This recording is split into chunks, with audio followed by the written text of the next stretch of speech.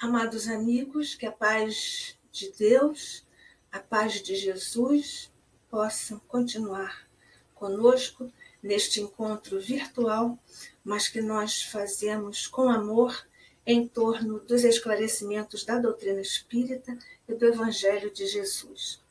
Os dias são difíceis, na verdade, eles são verdadeiros desafios, porque trazem a transformação.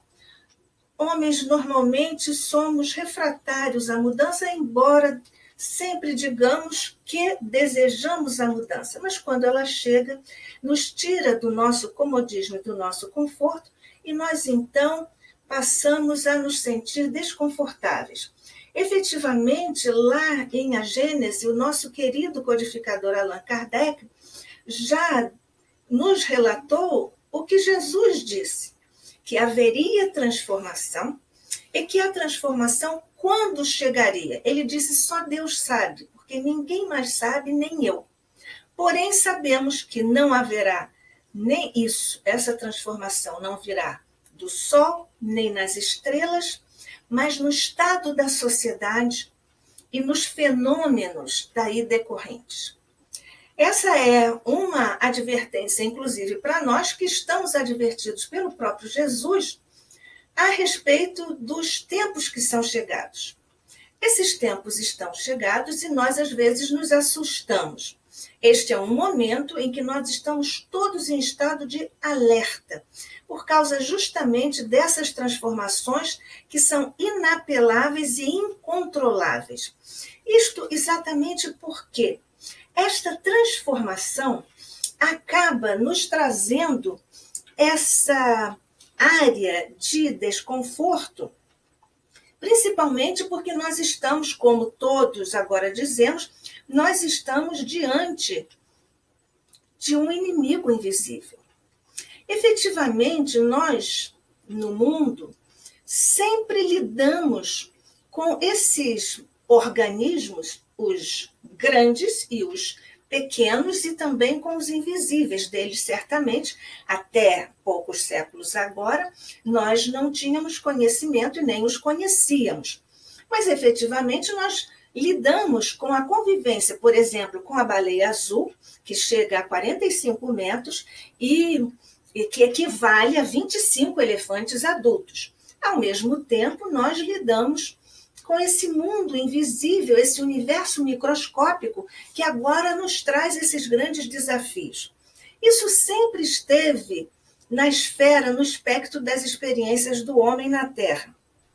Se nós nos voltarmos para o tempo do homem primitivo, o homem primitivo, ele buscava a razão das coisas, ele via as forças da natureza e acabou endeusando as forças da natureza, porque via ali alguma evidência, algumas transformações, mas que ele só poderia atribuir àquele momento ou àquele cenário no qual ele estava inserido, e ele, na verdade, estava no momento inicial em que nós podemos traçar, e é fascinante nós traçarmos, acompanharmos uma ideia ao longo do tempo na história da humanidade.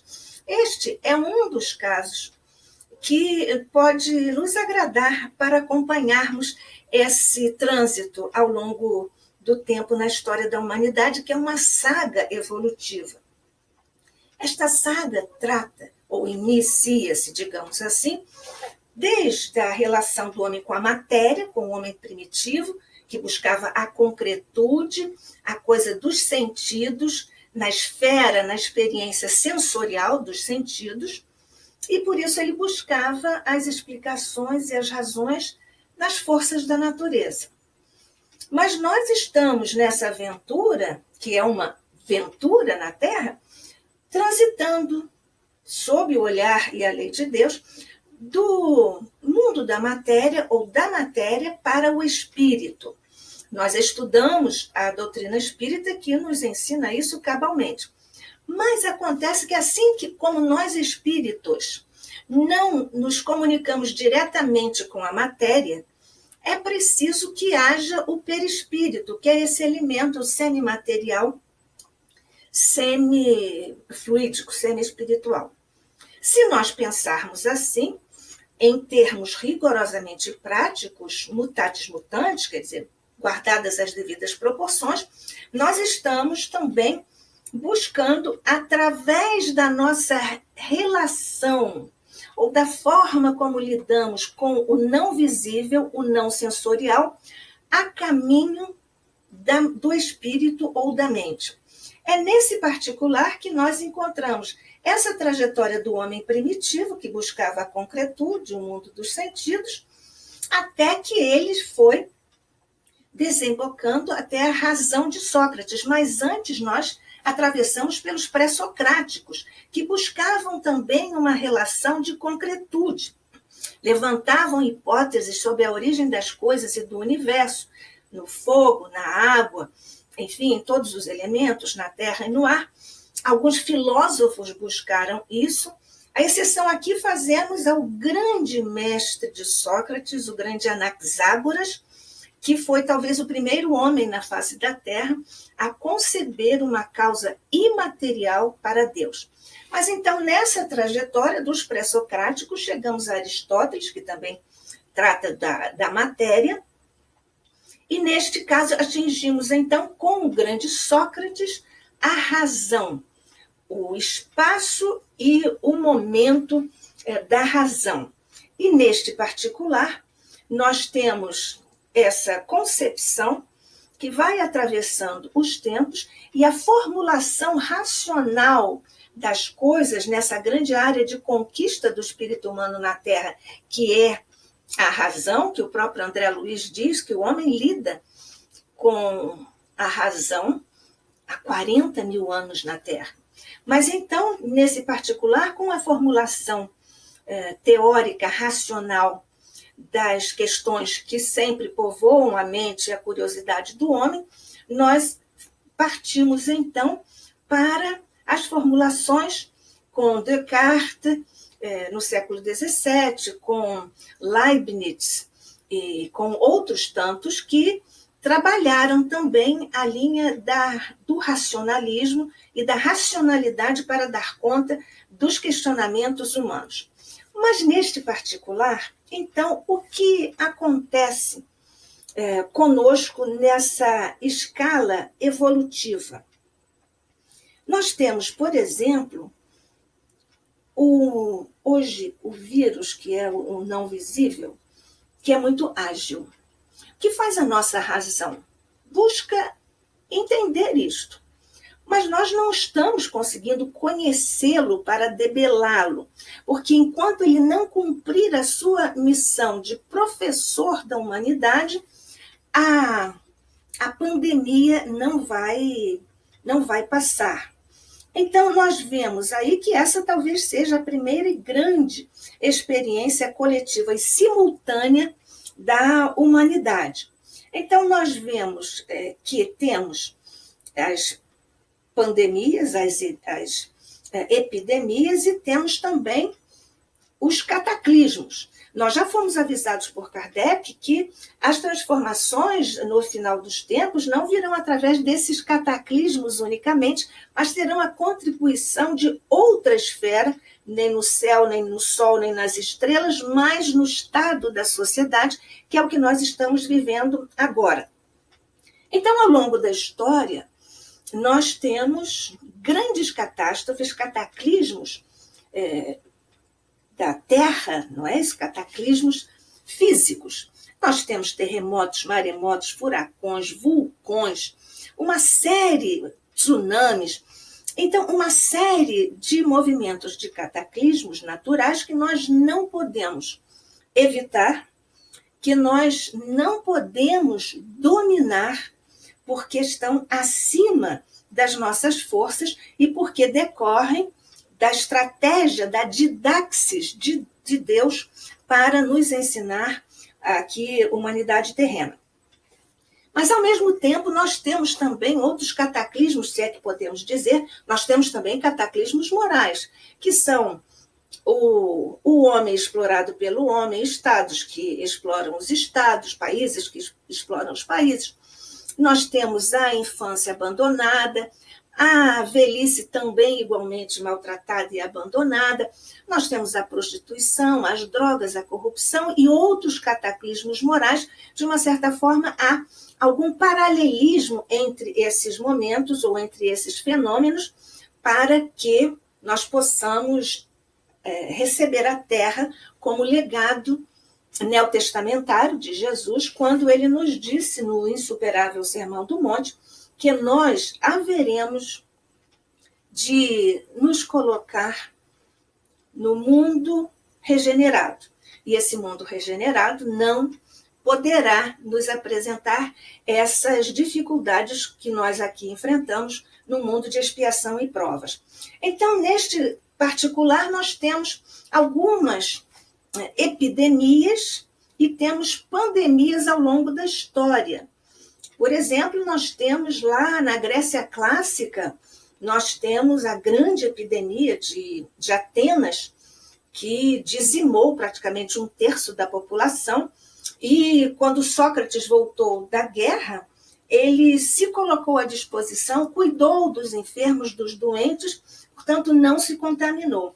Quem descreveu às minudências essa pandemia ou essa epidemia lá na Grécia Clássica foi o historiador Tucídides, que também disse que também ficou imunizado depois de atravessar essa epidemia. Mas há umas outras, existe a grande peste lá no Império Romano, existe a peste de Justiniano, a peste de Cipriano, então várias outras pestes que ao longo do tempo foram dizimando todos os, digamos, os rincões na Terra com expressiva massa de mortes. É interessante nós usarmos a palavra mais adequada do nosso ponto de vista, inclusive do ponto de vista evangélico, nós usarmos a palavra mortos. Porque mortes é muito impessoal, porque a morte é um fenômeno físico. Mas os mortos são corpos sem vida que estão ali agora inânimes, inertes, mas que têm uma história, têm um rosto, e por isso é muito mais delicado, humano, evangélico e espírita nós dizermos mortos, em vez de mortes. Então nós temos isso, mas ao longo da história, não foi somente lá no tempo da Antiguidade Clássica, mas nós temos também todas essas outras que se tornaram mais conhecidas, algumas até famosas. Nós temos, lamentavelmente, mas cumpriram missão educativa, temos o tifo, a varíola, o sarampo, a febre amarela, a gripe espanhola, enfim, uma série de outras epidemias que dizimaram milhões de criaturas na Terra, de corpos físicos na Terra, para aprendizagens. É importante nós usarmos essa ótica para vermos o momento atual, porque o momento atual é de grandes desafios e é de grandes aprendizagens, portanto, não devemos desperdiçar esse momento e essa perspectiva e essa oportunidade dessas aprendizagens. Então, é neste momento que nós estamos lidando com os cataclismos físicos, os cataclismos morais, a que nós já referimos, e há ainda estes cataclismos do mundo do invisível. Nós estamos, portanto, neste nosso encontro, nesta nossa conversa, falando sobre a didaxis, a didática do invisível, perante a necessidade humana de transformação e evolução. André Luiz, nosso amado mentor, nos fala sobre isso em 2 de suas obras. Afinal, se nós agora pudéssemos pensar em cataclismos morais, como, por exemplo, a bomba atômica, e, afinal, isso aí é uma tragédia ou é um drama? Os gregos clássicos faziam uma distinção. Drama é aquilo que é criado pelo homem, que depende e é fruto da atuação do homem. E tragédia é aquilo que o homem não pode contemplar e dominar, porque na concepção da época, é da vontade dos deuses. Então, nós temos aqui uma reflexão interessante. A bomba atômica e o vírus, ou as pandemias. Qual a relação que existe nisso, se um está no mundo orgânico, não visível, e a bomba atômica? É que a bomba atômica também está no não visível. Afinal, nunca ninguém pegou, nunca ninguém viu um átomo, mas ninguém pode negar-lhe a existência, haja vista a questão, a mortandade que houve lá em Nagasaki e Hiroshima. Então, é exatamente este momento. André Luiz nos fala sobre isso. Ele nos fala sobre isso em Os Mensageiros, no capítulo 40, em que ele diz que as grandes cidades eram encimadas, digamos assim, por grandes nuvens de micro-organismos, de bactérias, várias bactérias, de vírus também, e isso estava por sobre as criaturas em concentrações urbanas. A urbanização é uma das causas que facilitam a proliferação, a disseminação dos vírus e bactérias. Esse também foi um motivo lá na Grécia Clássica, com a epidemia de Atenas. Mas então André Luiz nos fala sobre essa, digamos, população de micro-organismos por sobre a densidade populacional, que é também hoje um desafio para a, digamos, nossa pandemia do século XXI, que estamos vivendo. E então, exatamente, ele observa que há uma espécie de intercâmbio entre estas nuvens de micro-organismos e as criaturas com o pensamento, com as suas tendências que estavam lá sediadas naquelas grandes cidades, e a densidade populacional é sempre esse fator facilitador. Mas, como André Luiz nos explica nesta obra e também em Libertação, agora no capítulo 2, nós concluímos que, no fundo, essas epidemias do plano invisível, mas que são materiais no plano da materialidade na existência, só que invisível, existe então, antes da epidemia física, existe uma epidemiologia espiritual. É o que ele nos traz aqui, o estudo da epidemiologia no plano dos pensamentos das criaturas humanas. Nós lembramos da visão que teve Maria João de Deus, a mãe de Chico Xavier, quando ela se colocou fora da Terra e pôde ver a concentração dos pensamentos negativos, depressivos, maléficos, que ocorria à época na Terra, e nós poderíamos dizer que a situação não ficou muito diferente disso. Então, dentro dessa epidemiologia espiritual, só para ratificarmos a informação e a lição do nosso querido mentor André Luiz, mentor da nossa casa, porque nós estamos no Grupo Espírita André Luiz, no Rio de Janeiro. Então, nós temos lá que o grande instrutor Gubbio também nos fala desse universo microscópico e também nos fala das forças, das leis que regem esse universo, mas que estão também na dependência dessa inter-relação que há entre essas duas instâncias da vida ou das existências no planeta. E nós sabemos, então, desse ponto de vista, que então são os nossos pensamentos que criam as nossas doenças. Essa, aliás, já é uma grande contribuição de Hipócrates, que, aliás, descreveu aquela epidemia lá em Atenas. Hipócrates, o grande médico da época, que rejeitou, para cuidar dos enfermos, rejeitou aquelas situações todas, as crenças, as ervas exóticas, uma série de situações que nós vemos também hoje ressurgirem, mas que ele, então, foi visitando os enfermos junto com outros especialistas da área médica na época, por isso que Hipócrates é o pai da medicina, e ele foi observando e foi dizendo e anotando todas as reações de cada enfermo e receitando dormir bem, alimentar-se bem, ficar em calma, e todo esse repertório de orientações que nós hoje temos quando estamos nesse isolamento social. Novamente, para cuidarmos das palavras, isolamento é uma palavra que tem quase que uma conotação mais pesada, mais de obrigação, de constrangimento. Esse é o caso das pessoas que estão se rebelando.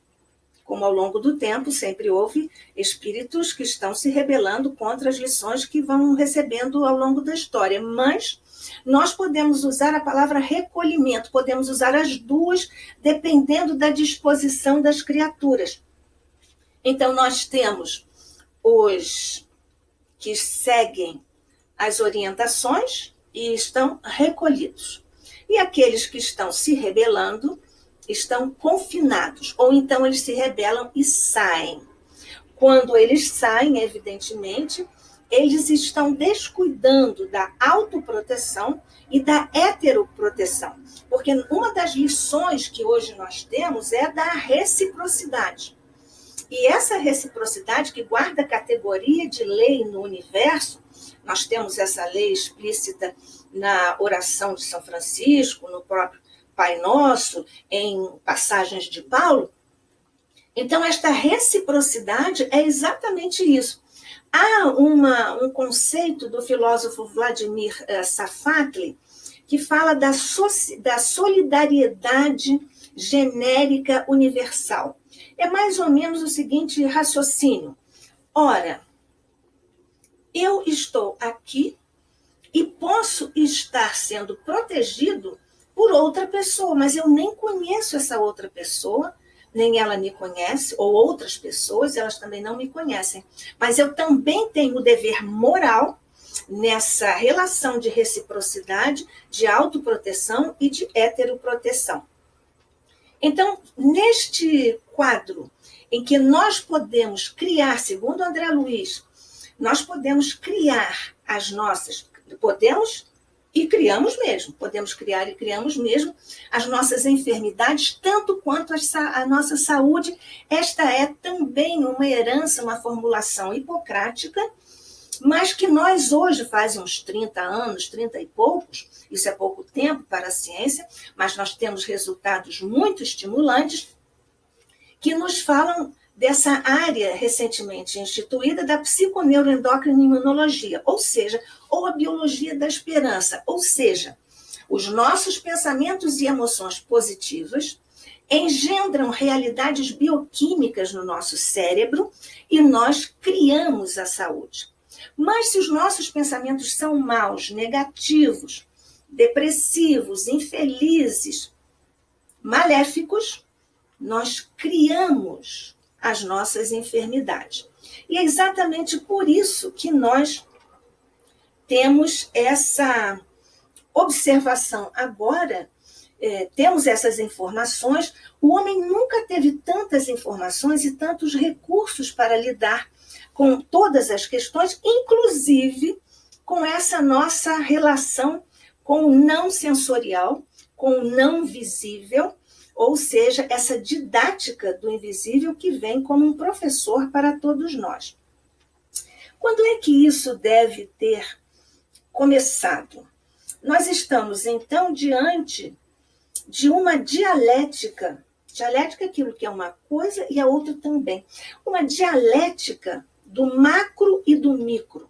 Assim como nós falamos ainda há pouco da baleia azul e dos micro-organismos, existe também, isso foi a partir do século XIX, que, como sabemos, foi um momento no qual soou no infinito a hora para a renovação da humanidade e o advento do espiritismo na Terra. Por isso, todas as áreas do conhecimento foram vitalizadas, foram estruturadas, foram abençoadas e iluminadas com vários espíritos que reencarnaram para cumprirem a missão, cada qual em sua área de especialidade. Nessa particularidade da dialética do macro e do micro, nós destacamos isso tudo muito rapidamente. Estou escrevendo sobre isso. Talvez dê um pequeno livro. Então, nessa dialética do macro e do micro, nós temos, então, a descoberta com a astronomia, com o Flammarion, o nosso querido amigo espiritual, e no universo do micro, nós temos as conquistas e as descobertas de Pasteur. Isso tudo junto, acontecendo simultaneamente nesta época de grande explosão, se podemos dizer explosão benéfica, dos conhecimentos da Terra para que a humanidade suba, se eleve, etc. Mas nesse particular, nós temos ainda uma outra questão.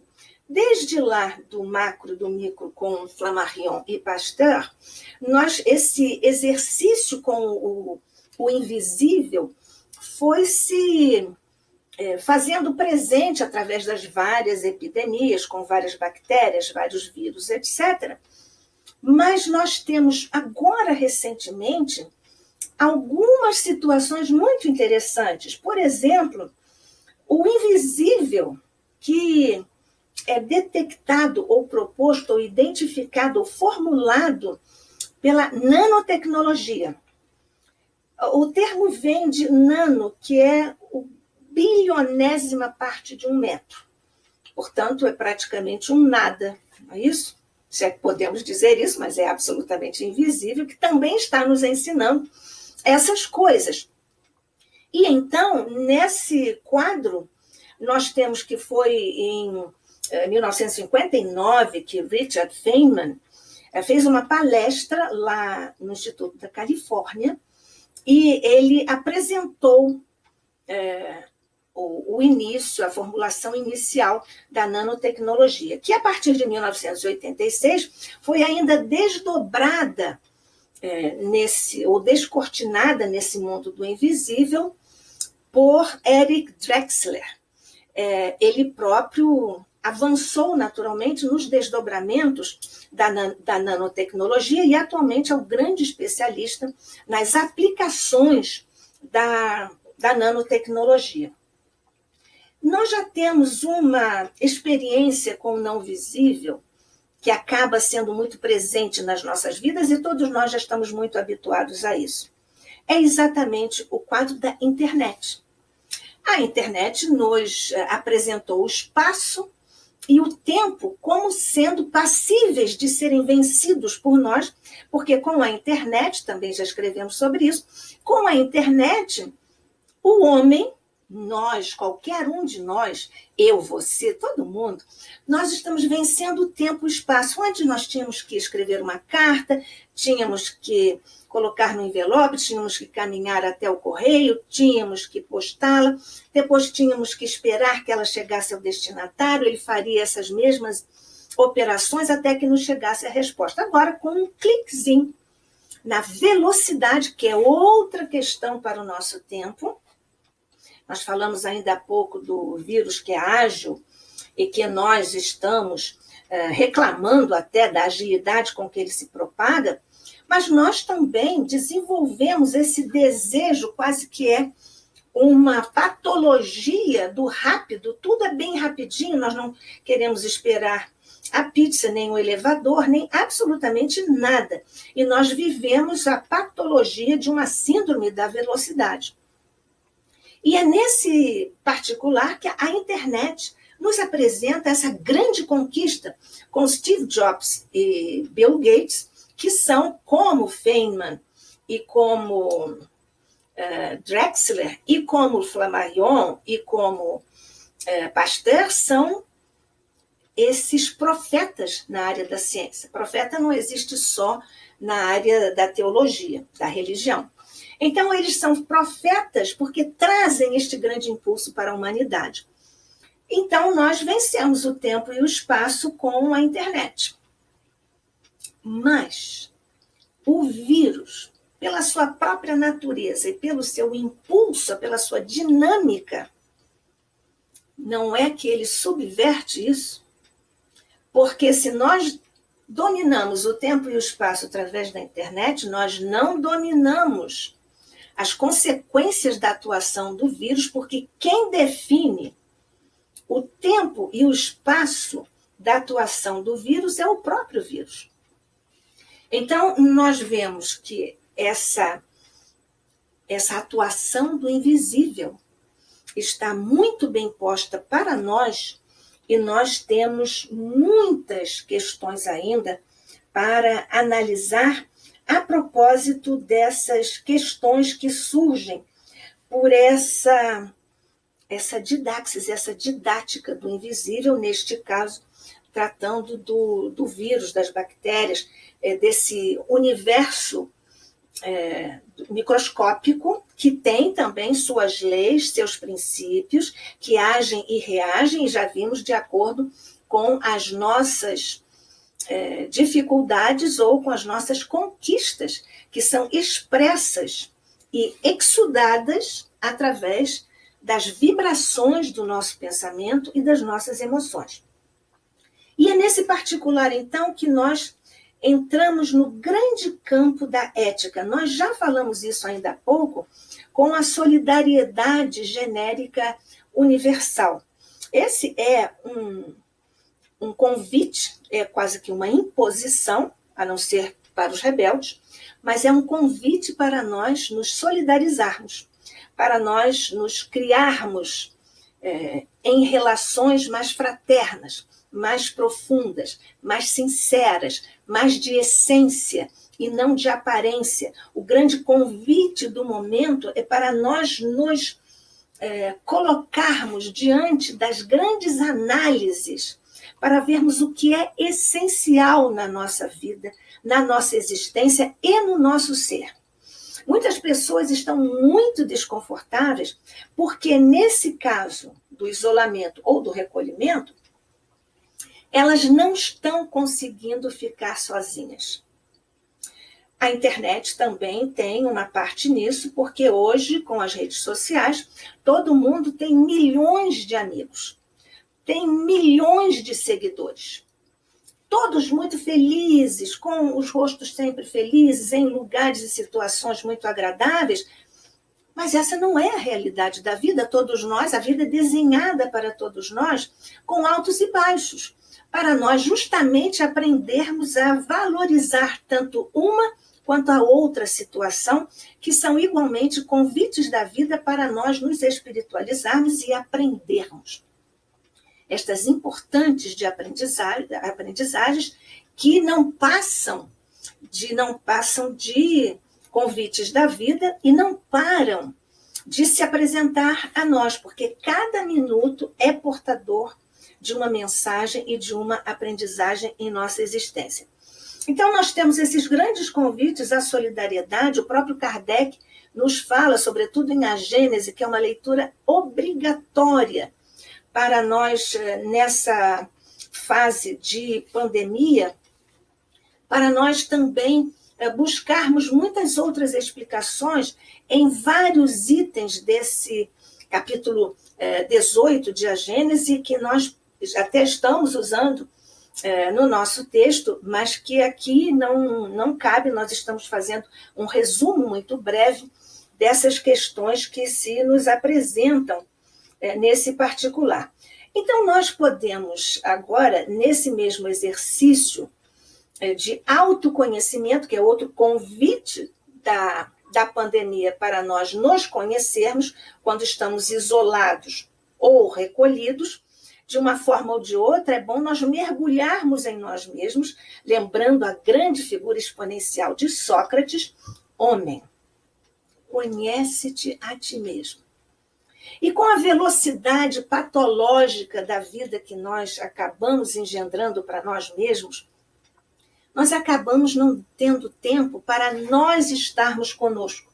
Então, agora, quando nós temos que estar dentro de casa, nós precisamos aprender a estar bem em nossa própria companhia. Porque nós vivemos numa superficialidade em que nós achamos que só vamos ser felizes e só vamos ser bem-aventurados e bem reconhecidos se nós tivermos muitos amigos. Ora, a amizade é uma coisa preciosa, mas ela não é tão comum. Ela é um pouco rara num mundo de expiação e provas como o nosso, no momento em que estamos vivendo aqui, neste mundo de expiação e provas. Então, é este grande convite que nós temos com a internet, e para nós aprendermos que milhões de amigos, podemos chamar de amigos, virtuais, que nós nem sabemos exatamente quem são, porque às vezes estão colocados, assim, disfarçados em alguns elementos, alguns perfis, alguns e-mails e todas as outras referências nas redes sociais. Então, nós precisamos estar diante de nós mesmos. Viva Sócrates! Homem, conhece-te a ti mesmo. É o autoconhecimento, o autodescobrimento também, de que nos fala a nossa querida Joana de Ângelis. A propósito, eu até nem falei na época, aqui no momento em que nós falávamos das pestes, houve uma peste na época em que Joana de Ângelis, nossa amada mentora, aqui na doutrina espírita, ela estava encarnada na cidade do México como Sor Juana Inés de la Cruz, e ela foi infectada no mosteiro, e ela cuidou das suas irmãs, mas pereceu como vítima dessa mesma epidemia à época. E só uma curiosidade, quando nós visitamos lá o mosteiro onde ela viveu, as monjas não se comunicam com o mundo exterior, elas se tornam, digamos, invisíveis, já que nós estamos tratando desse tema de uma outra forma agora, elas se tornam invisíveis. Quando cantavam no coro durante as celebrações, o público não poderia vê-las, e mesmo depois de mortas, elas não poderiam sair do convento, então estão todas enterradas lá, inclusive Joana de Ângelis. Mas, enfim, é outra heroína que lutou para salvar, para estar junto das suas irmãs. Essa é uma situação muito estranha, de perplexidade para nós. Ao mesmo tempo em que há essa expressão de fraternidade, de solidariedade para com o irmão, para com o enfermo, ao mesmo tempo, no momento em que o cuidador se aproxima da criatura doente, favorece a disseminação do vírus. Portanto, o que é o amor para um acaba sendo o que o vírus gosta de ter. Na verdade, a coisa que o vírus mais sonha em ter, de que ele mais gosta quando recebe, é aproximação, é congregação, é grupo, é, nesse caso, a densidade populacional e, evidentemente, a proximidade. Por isso que hoje as orientações saudáveis são para nós nos mantermos afastados e também experimentarmos, enviarmos e-mails vibratórios para as nossas pessoas. Enviarmos, como nós recebemos pelo WhatsApp, aquelas frases, aqueles abraços e aqueles beijinhos virtuais. Vai chegar o tempo daqui a pouco em que nós vamos poder realizar esses nossos desejos.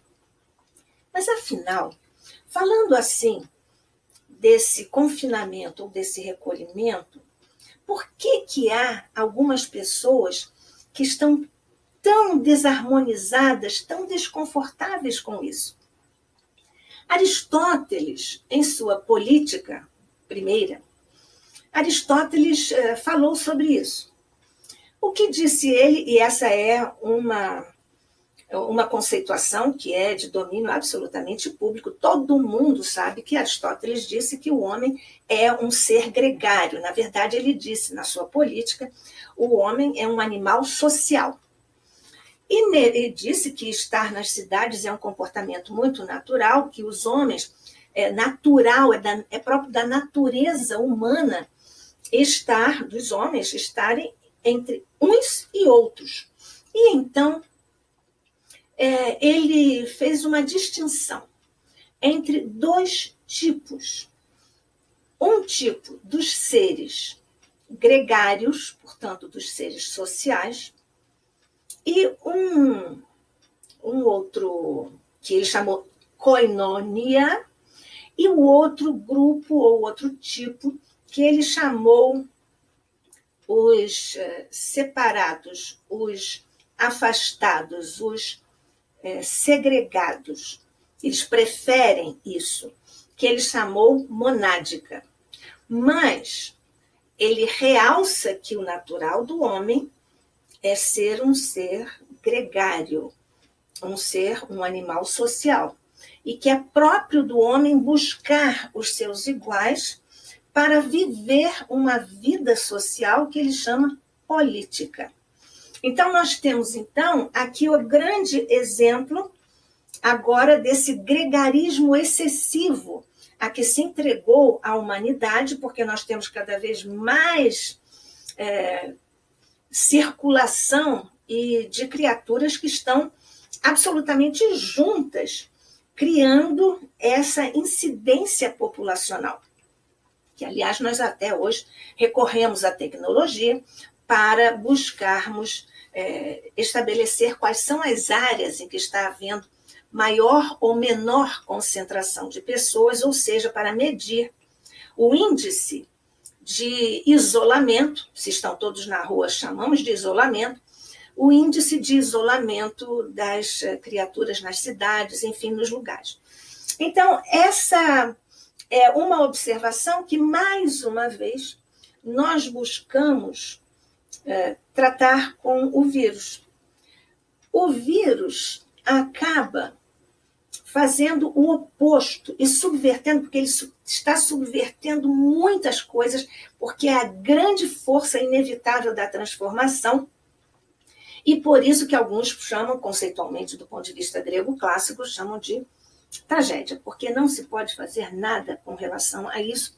Mas então, o que faz o vírus? Ele subverte também esta natureza do homem, que por ser gregário, por ser koinonia, ele tem que ficar isolado.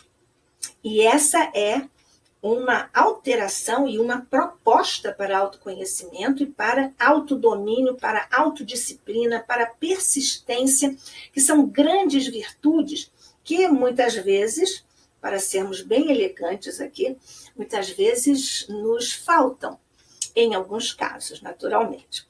Então, nesse caso, nós temos uma outra questão.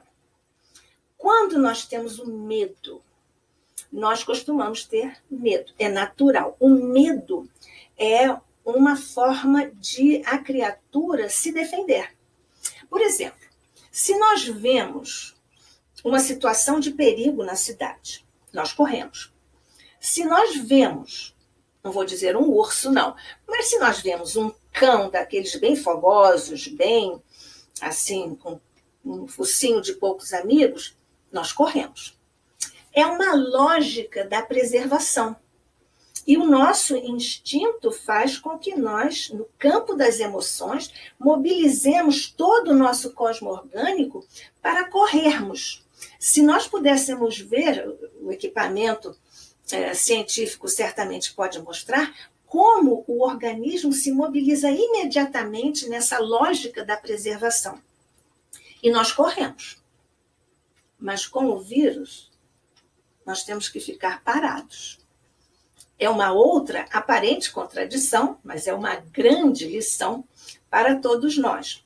Existe ainda uma outra questão muito interessante, que é dessa massa de pessoas que não acredita, que descrê da realidade da pandemia ou da seriedade, gravidade da pandemia, e elas se expõem.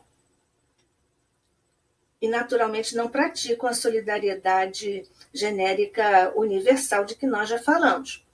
Mas elas, então, estão dentro de um quadro de uma lógica suicidária. porque elas estão se suicidando quando elas não obedecem às orientações que estão postas pela ciência. Nós hoje temos esse concurso da ciência, os nossos irmãos durante as outras pandemias, não tiveram esse recurso. Nós hoje devemos usufruir disso, porque já é próprio da trajetória do homem nessa escalada do primitismo da matéria para o espírito ou a mente, através de exercícios em que nós precisamos lidar com o indivíduo. Então, esta lógica suicidária é exatamente neste campo, em que não há reciprocidade, da qual nós já falamos, mas nós temos aqui também um componente que é uma lógica homicida, porque na medida em que eu vou me suicidar porque me exponho ao vírus, conhecendo já algumas coisas principais, para não ficar exposta ao vírus ou exposto ao vírus. Por outro lado, se eu me exponho assim ao outro, eu estou podendo promover a lógica homicida, porque ao mesmo tempo eu estou numa lógica suicidária, com relação a mim mesmo, evidentemente, mas uma lógica homicida, porque eu estou expondo o outro também a esta contaminação, e muitas vezes eu posso estar contaminado e não saber que estou. Por isso que qualquer pessoa, toda e qualquer pessoa, precisa sim ficar recolhido ou confinado, isolado. Aí nós temos uma outra questão muito interessante. A natureza do vírus, ele tem uma dinâmica própria. Nós já vimos que o universo microscópico tem leis, tem forças que vão sempre atuando sobre os seres, as coisas a que estão expostos. Então, é uma coisa muito interessante da natureza do vírus. Esse vírus que nós agora estamos enfrentando, e se você notou, eu estou evitando dizer o nome dele. As palavras têm força, criam formas de pensamento. Então, nós não devemos ficar repetindo o nome desse vírus e muito menos ficar fixando a imagem do vírus, que, lamentavelmente, todas as matérias na televisão e na imprensa escrita também vão emblematizando, colocando essa figura, e nós sabemos que isso tem muita força, porque cria a imagem mental. Nós já sabemos que a matéria mental, lá com o Gubbio explicando, o André Luiz explicando, a matéria mental tem uma força, e tem uma força plasticizante, que André Luiz definiu como tendo a consequência das formas de pensamento. Então, é por isso que nós devemos evitar dizer o nome desse vírus e também ficar olhando, às vezes até reproduzindo a figura que a ciência já conseguiu identificar. Então, é nessa dinâmica do vírus, deste vírus que nós estamos enfrentando, ele às vezes brinca de esconde-esconde. Às vezes não, ele está brincando de esconde-esconde conosco durante todo o tempo. Como assim?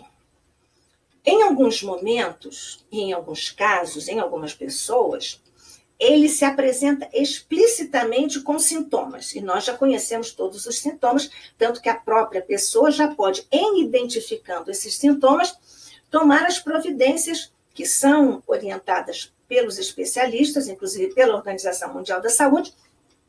Então, essas criaturas já têm uma orientação para lidarem com a convivência ou o surgimento desses sintomas. Mas, ao mesmo tempo, que ele se apresenta, ele se esconde.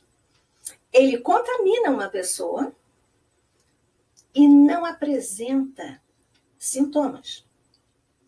Então, ele está brincando de esconde-esconde, e é por isso que, se nós formos espertos e racionais, nós devemos ficar isolados, recolhidos, para que nós não ensejemos um sucesso para o vírus na sua estratégia, na sua natureza, no seu impulso vital de contaminar todas as criaturas.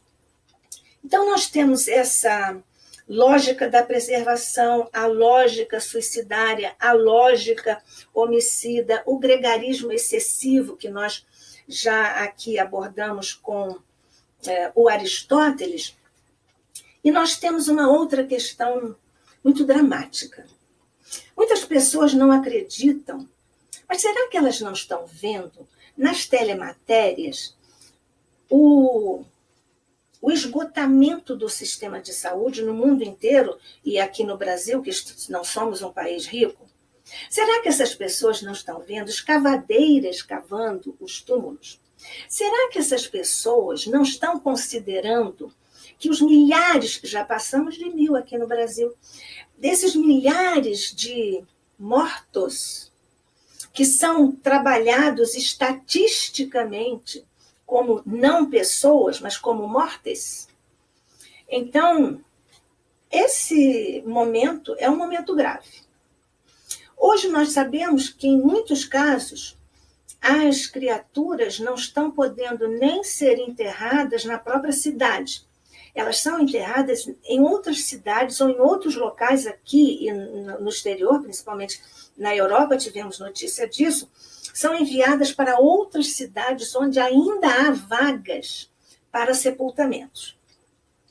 Qual é a gravíssima questão que está posta aqui, claro, do ponto de vista moral, do ponto de vista afetivo, emocional, psicológico, vibratório, espiritual, dessa contingência? É que, nesse caso, essas criaturas, essas pessoas, não têm direito da memória. O direito da memória é um fundamento da vida em sociedade. Nós conhecemos uma sociedade pela forma como ela lida com os seus mortos. Nós estamos dizendo com as mortes. Estamos dizendo da forma como ela lida com os seus mortos. Desde a antiguidade, nós vemos que alguns colocavam lá no Egito os mortos dentro de nós vemos isso nos desenhos das paredes, eles colocavam os mortos, ou enviavam os mortos com alimentos, com os objetos preferidos daquele morto, no desenho, dentro de um barco, uma barquinha, e ele ia para o plano espiritual. O homem primitivo também tinha, Kardec explica isso muitíssimo bem, ele tinha também essa ideia da vida futura, do plano espiritual, de alguma coisa que está além de nós e que sobrevive à nossa realidade física, e colocavam os seus mortos dentro, não eram caixões, mas dentro daqueles potes enormes de barro, em que eles colocavam ali, guardavam ali os seus mortos. Portanto, isso é um direito da criatura humana pela vida da sociedade, por quanto essa criatura colaborou com a sociedade, teve sonhos, teve afetos, colaborou, deu exemplos, ajudou as criaturas. O direito da memória é fundamental. O vírus também está subvertendo isto. O vírus está fazendo exatamente o quê? Está afastando essas criaturas da realização ou da aquisição ou do reconhecimento do seu direito da memória. Então, não existem rituais, não existe presença, justamente por causa dele. Em alguns casos, há um número específico, 10 ou 15 pessoas no máximo, quando há a possibilidade de se fazer um velório, que tem que ser muito rápido, nada além de 10 minutos. Então, esse direito da memória é uma coisa fundamental e traz consequências, traumas enormes para a sociedade, evidentemente para o indivíduo. Nós ainda vamos avaliar isso muito bem quando tudo isto passar, porque vai passar. Já passou tantas vezes em tantas outras pandemias e epidemias, esta também vai passar, é só nós termos que saber passar por ela, ou pelo menos fazer todo o nosso esforço dentro do que está designado para cada um de nós da lei de Deus e pela lei de Deus. Então, esse direito da memória, por exemplo, ele está colocado por Sócrates, na tragédia conhecidíssima Antígona, que recentemente já foi novamente colocada nos palcos aqui no Brasil. A história de Antígona é uma história muito cheia de idas e vindas, mas basicamente o que nos interessa aqui, relativamente ao direito da memória, é que Antígona tinha 2 irmãos que lutaram entre si porque eles receberam o reino e combinaram, como eram 2 herdeiros, cada um ficava um horizonte de tempo e depois passava para o outro. Só que um, quando estava lá, não quis repassar para o outro, eles 2 lutaram, eles 2 se mataram. Então, o tio deles, que tinha assumido o trono, Creonte, resolveu que um deles iria ter os funerais como era de praxe, e o outro não teria. Antígona era irmã deles 2, e ela lutou demais para dar um funeral, um sepultamento ao seu irmão, porque estava proibido por seu tio. Então, ela teve a coragem, em nome da tradição e em nome do amor, em nome dos rituais próprios da vida social, o direito de memória. Então, ela lutou para conseguir e, naturalmente, contrariar, até ofender a ordem do rei, seu tio, enfim, em várias outras demarches, na trama, que é muito cheia de invenções do Sófocles, ela acabou também perecendo. Mas fica aqui a nossa observação e a advertência de como é importante nós termos o direito da memória, que, lamentavelmente, não está podendo acontecer agora por imposição da natureza e da dinâmica do impulso desse vírus. Há muitas outras questões que estão aí colocadas. Uma delas é a de controle e vigilância. Bom, nós todos estamos controlados, nós já até lembramos ainda há pouco que nós já vimos a questão dos celulares que são usados agora para identificar as chamadas manchas da população que está ali concentrada e que está, evidentemente, desrespeitando a ordem social e está desrespeitando o seu compromisso de reciprocidade, está ferindo o direito do outro, porque não sabe se está infectado ou não, ou se está promovendo uma possível contaminação e até uma possível morte do outro. Então, esse controle e vigilância, nós hoje temos a vigilância e o controle nos aeroportos, nos prédios, nos condomínios, nos locais de trabalho, em toda parte. Então, nós estamos sendo vigiados o tempo todo. De uma certa forma é bom, mas muitas vezes invade a nossa privacidade. Essa é uma questão moral muito grave, mas está sendo usada e nós vamos ter que aprender a lidar com isso, instituindo os parâmetros éticos para lidarmos com essas conquistas da tecnologia. E a outra questão, também relacionada a essa questão das câmeras, por exemplo, nos aeroportos, para tomarmos só um exemplo, é a questão da biossegurança. Se nós hoje estamos falando do invisível, que vem avassaladoramente sobre nós e sobre as nossas instituições e todas as nossas coisas e toda a nossa vida, há uma possibilidade de haver um terrorismo viral. Alguns especialistas levantam esta hipótese e muitas outras. Afinal, as câmeras vão ser programadas para captar no futuro, principalmente depois dessa nossa fase.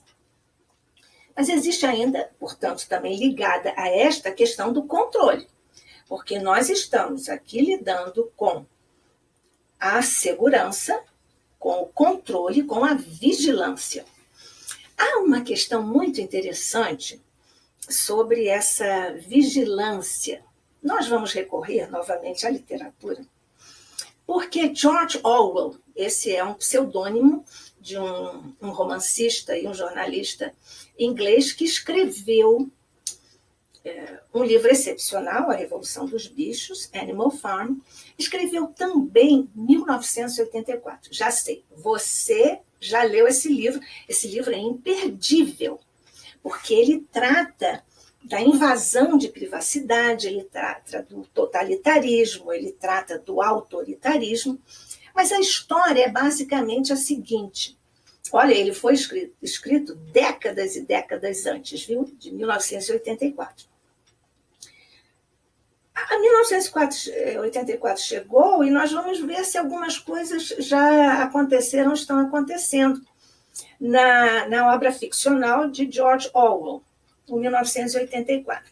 Era uma sociedade que vivia completamente dominada por câmeras. Havia cartazes nas ruas dizendo: o grande irmão está de olho em você. Isso para oprimir, porque esse também é um estudo sobre a opressão sobre os indivíduos. Não podia haver nenhuma expressão afetiva entre as pessoas. E a figura mais obscura, mais perversa, até sinistra, podemos dizer, era o Big Brother, o grande irmão. Essa obra foi tão estudada e tão disseminada que isso, claro, você já sabe, virou reality show no mundo inteiro, e nós ainda temos isso no Brasil. E que significa isso? O Big Brother olha, controla e vigia você o tempo todo. Ele fez isso, descreveu isso, George Orwell, descreveu isso numa escala de uma sociedade. Então, havia câmeras em todas as ruas, em todas as esquinas, em todos os lugares públicos e nos lares, havendo, portanto, essa invasão de privacidade. E as pessoas não podiam se amar, não podiam se beijar, não podiam tocar as mãos, não podiam se abraçar. Então, essa é uma experiência que fica para nós como uma grande lição, para nós ficarmos meditando em tempos de pandemia, como é que nós vamos lidar e como é que nós estamos reagindo e vamos passar a reagir depois desta época de confinamento, isolamento ou recolhimento. E, em verdade, esse grande irmão, para esterilizar a capacidade de expressão humana através da linguagem. Lembra quando nós falamos do Aristóteles, que ele falou sobre o animal social, que é o homem, e a sua tendência natural é estar com o outro e ter uma vida social apolítica, principalmente se ele é koinonia. Pois é, o grande irmão, o Big Brother, ele, para cercear, impedir e esterilizar o que é próprio da natureza do espírito humano, que é de se comunicar e de ter um veículo através do qual ele possa expressar o seu sentimento, a sua emoção, o seu conceito, as suas concepções de vida, os seus afetos, é a linguagem. O Aristóteles disse que o fundamento da vida social é a linguagem, lá na Política 1, que nós já falamos. Pois o Big Brother, o grande irmão, justamente para esterilizar o pensamento do outro, para acabar com a possibilidade de criatividade, acabar com o pensamento divergente, no sentido de analisar, observar e concluir, ele inventou a novilíngua. O que é novilíngua? Ele criou uma espécie de manual, uma lista de palavras que eram apenas aquelas as palavras permitidas no trato de uns com os outros, de uns seres humanos com os outros naquela realidade. E é exatamente dessa forma, porque quando nós não temos palavras, nós não conseguimos exprimir o que nós pensamos.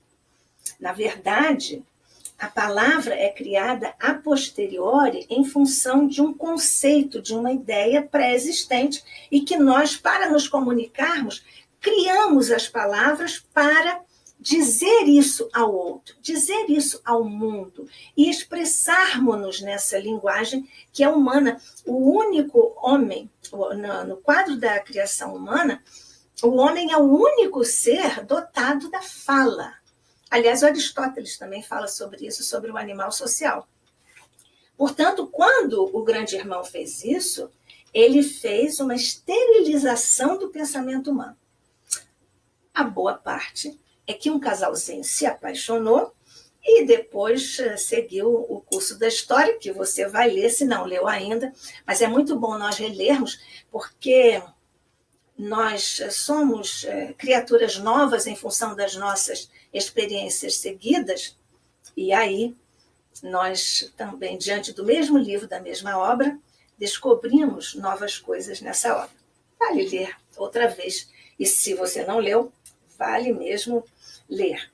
Então, nós estamos diante destas questões fundamentais, estas reflexões à luz da filosofia e da filosofia do espiritismo, à luz das outras ciências que nos ajudam a compreender o momento presente e a passarmos a construir uma nova forma de viver com novos padrões. Há uma grande herança dessa pandemia, que são o trato de abordagem de questões morais, questões espirituais, questões filosóficas, psicológicas, emocionais, físicas, econômicas, enfim, toda a gama, em todas as instâncias e nos espectros de possibilidades em que nós nos estruturamos, tudo isso é uma grande herança para nós ficarmos pensando.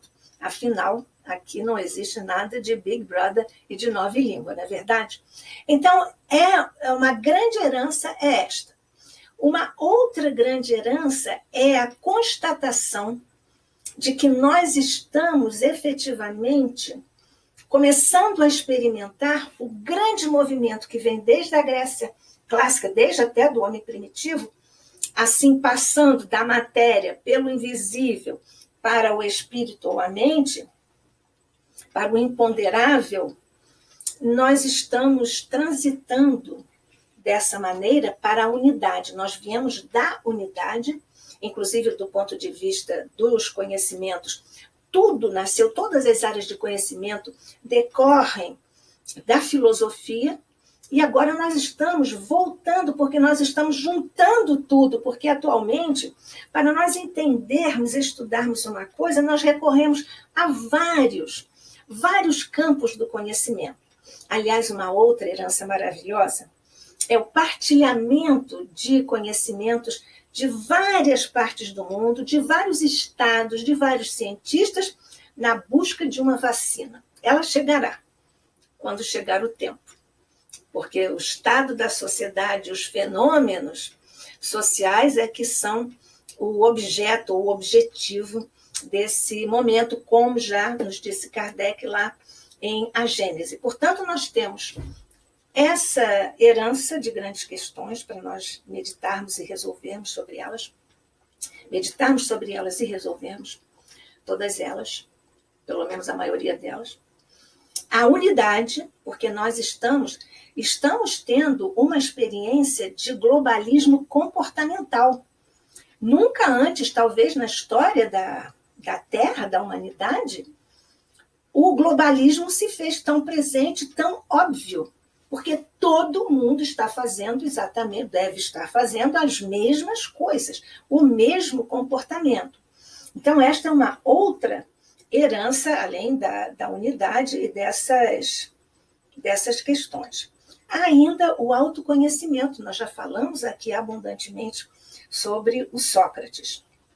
E há ainda uma questão que é uma tônica no Evangelho de Jesus, a esperança.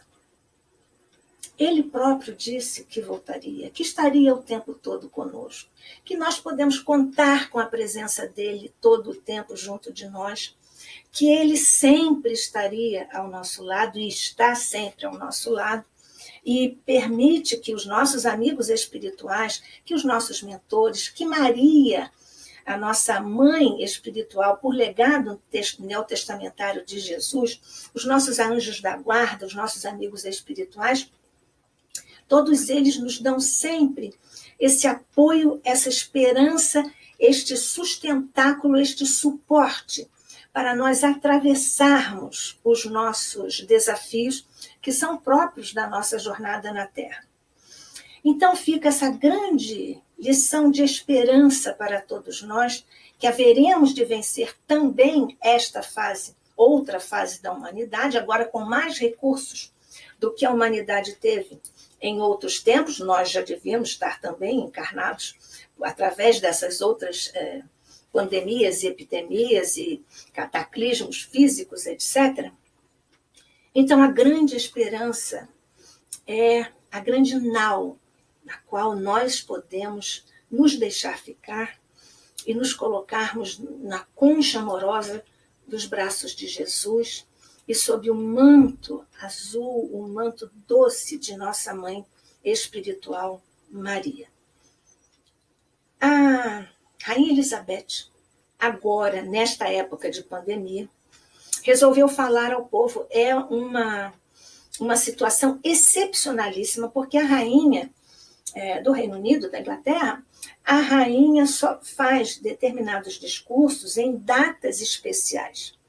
Mas ela quebrou também, por causa do vírus, ela quebrou essa tradição e dirigiu-se ao seu povo para dar uma mensagem de esperança. Ela própria, que atravessou a Segunda Guerra Mundial, serviu como enfermeira, conhece os desafios de guerras, e essa é uma guerra de outra natureza, invisível, mas é uma guerra. Então, ela lembrou uma canção que era cantada e ecoava como uma espécie de mantra da esperança nos recantos do Reino Unido, da Inglaterra, que era uma música de Vera Lynn, que é Nós Vamos Nos Encontrar Outra Vez. Então, em tempos de pandemia, lembrando a mensagem da Rainha Elizabeth, nós todos dizemos agora, eu digo para você, e todos nós devemos dizer uns para os outros, por enquanto virtualmente. Mas depois, quando tudo isto passar e vai passar, nós podermos nos encontrar outra vez fisicamente. E ainda nesse tempo, e nessa mensagem de esperança, de Jesus, de Maria, dos nossos amigos espirituais, dos nossos anjos da guarda, ainda fica uma lembrança de duas linhas que são, desculpem aqui, um registro pessoal, duas linhas que são muito caras ao meu coração, de um dos meus poetas favoritos, Shelley, que é um poeta inglês, e ele escreveu um poema lindíssimo, Ode ao Vento Oeste, Ode to the West Wind. E ele encerra esse grande poema com uma mensagem que eu quero agora partilhar também com seu coração, meu irmão, minha irmã, meus queridos. Ele termina, The trumpet of a prophecy, a trombeta, o grande som anunciador de uma profecia, de uma coisa que vai se realizar. O wind, o vento. If winter comes, se o inverno chega, can spring be far behind? Pode a primavera, por acaso, tardar? Vamos aguardar juntos a primavera, quando nós todos vamos poder nos abraçar fisicamente. Por ora, receba o meu abraço carinhoso e fraterno neste instante de pandemia e as vibrações do meu pensamento de amor para você que está conosco, mas juntos, pela força do pensamento de que nos fala André Luiz e de que falam os nossos mentores, nas obras que citamos e em todas as demais, pela força, pela nossa matéria mental, vamos juntos agora enviar um abraço fraterno de força e coragem para os médicos, para os enfermeiros, para os técnicos de enfermagem, para os policiais, para os entregadores, para os comerciantes e comerciários, todos esses que estão ainda atuando para que a vida aconteça e que nós possamos estar recolhidos nessa espécie de conforto e sem esse medo que eles certamente, humanamente, experimentam. E que vamos também estender as nossas vibrações para os nossos queridos irmãos que estão desencarnando aos milhares no mundo inteiro, mas que felizmente, como mensagem de Divaldo Franco recebemos, estão sendo recebidos fraternalmente, amorosamente, no plano espiritual. E nessa esperança de que as coisas ruins, para nosso conceito, mas com as aprendizagens prontas, esse tempo vai encurtar. Tudo depende de nós. Neste caso, se o inverno chegou, vamos aguardar a primavera. Ela, por acaso, tardará. Paz e luz às nossas mentes e corações, hoje e sempre. Que assim seja.